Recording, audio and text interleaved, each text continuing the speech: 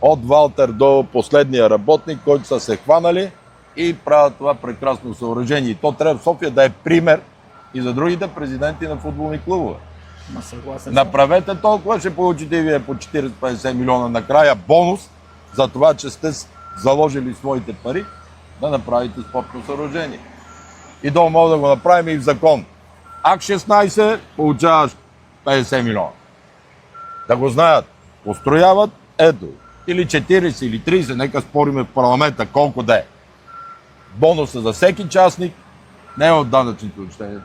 Ето, пускаш го с АК 16, държавата ти дава бонус за това, че си го направил. Тия 20 години мислено ли е, има ли реално проект или разговори сериозни, за да се построи национален стадион?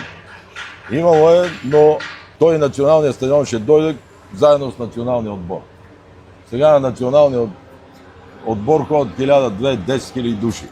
А имаме вече 5-6 такива стадиона, спокойно може да играе националния отбор. Както в Милано.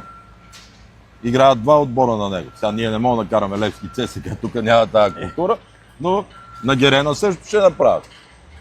Имаме вече достатъчно стадиони. И ако имаме национален отбор, който да изисква да се сложат 200 милиона евро, тогава да го направим. Да, ние трябва да помагаме на спорта, на инфраструктурата, а затова има футболен съюз, затова е независим от държавата, който със своя изпълком, футболните деятели, с тези, които дават парите за отборите, да съберат и да направят така, че да има едно добро първенство, не само да гледат съдиите.